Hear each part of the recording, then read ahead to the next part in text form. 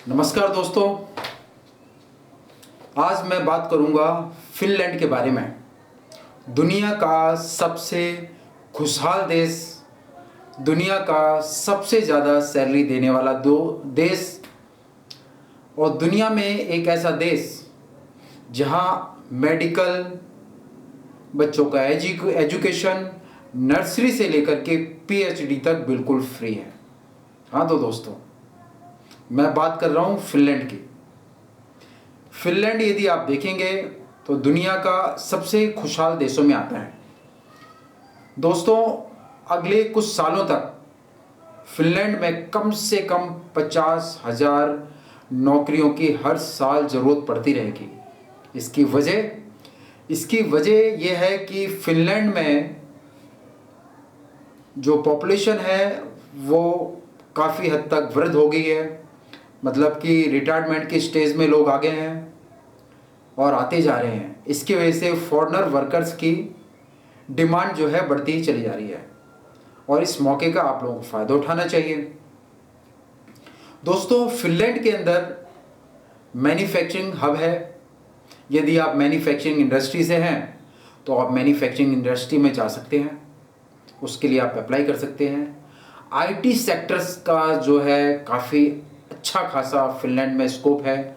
IT sector में कम से कम 4,800 euro से सैलरी की शुरुआत है। दोस्तों, यदि आप नर्सिंग की बात करें तो नर्सिंग का भी बहुत डिमांड है फिनलैंड में।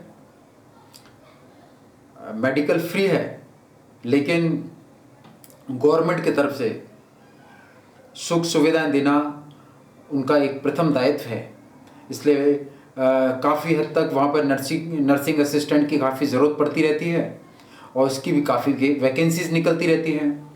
आप उसमें अप्लाई कर सकते हैं यदि नर्सिंग लाइन में है। और नर्सिंग लाइन में कम से कम जो सैलरी है वो कम से कम 4,500 यूरो से शुरुआत है। दोस्तों, बात करें अकाउंटेंट्स की।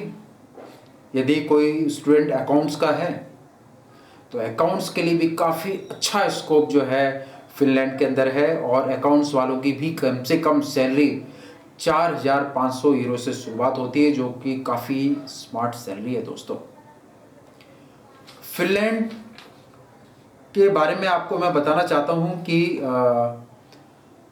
यदि आप फिनलैंड के जॉब के लिए आप अप्लाई करते हैं तो आपको यूरो पास स्टैंडर्ड में आपका मतलब जो सीवी है वो यूरोपियन स्टैंडर्ड में होना ज़रूरी है। कवर लेटर भी यूरोपियन स्टैंडर्ड में होना ज़रूरी है। अन्यथा यदि आप नॉर्मल यदि सीवी भेजते हैं तो उसमें आपका रेज्यूम सिलेक्ट नहीं किया जाएगा।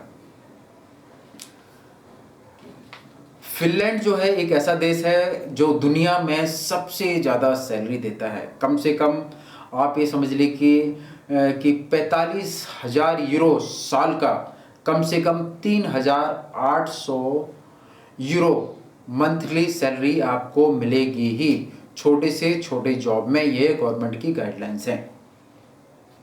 बाकी क्योंकि दुनिया के दूसरे देशों के मुकाबले सैलरी काफ़ी अच्छी है।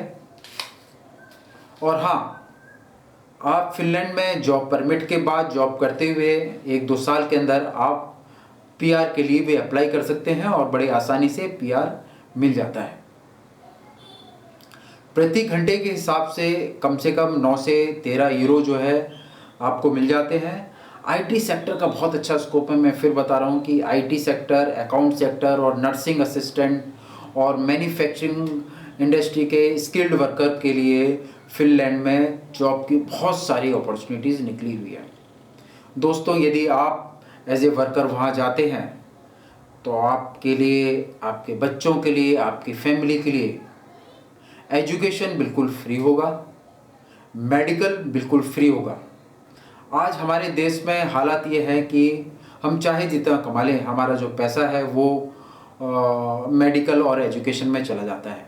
लेकिन यदि आप फिनलैंड जाते हैं, जॉब करते हैं, सेटल्ड हो जाते हैं तो इन सब चीज़ों से आपको निजात मिल जाएगी और आपका मन काम पर ज़्यादा लगेगा। हम तो चाहते हैं कि हमारे देश में भी ऐसा कुछ हो और देखते हैं भविष्य में, ऐसी उम्मीदें हैं हमें।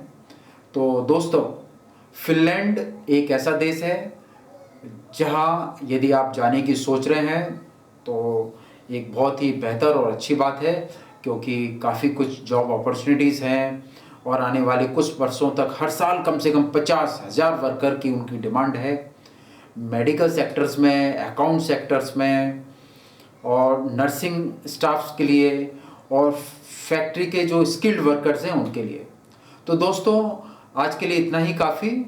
मैं नेक्स्ट वीडियो में आपको मैं बताऊंगा कि यदि आप आईटी सेक्टर में आप अप्लाई करना चाहते हैं तो कैसे अप्लाई करेंगे, आप नर्सिंग में यदि अप्लाई करना चाहते हैं तो कैसे अप्लाई करेंगे, आप मैन्युफैक्चरिंग इंडस्ट्रीज़ में यदि आप अप्लाई करना चाहते हैं तो आप कैसे अप्लाई करेंगे, अप्लाई करने का सही माध्यम क्या होगा, आपको किस किस चीज़ की ज़रूरत होगी, वो नेक्स्ट वीडियो में मैं आपको बताऊंगा।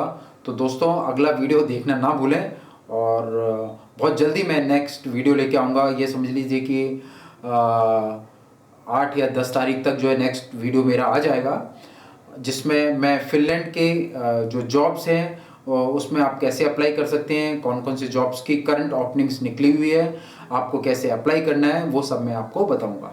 ठीक है दोस्तों, तो खुशहाल रहें, आबाद रहें। जय हिंद, जय भारत।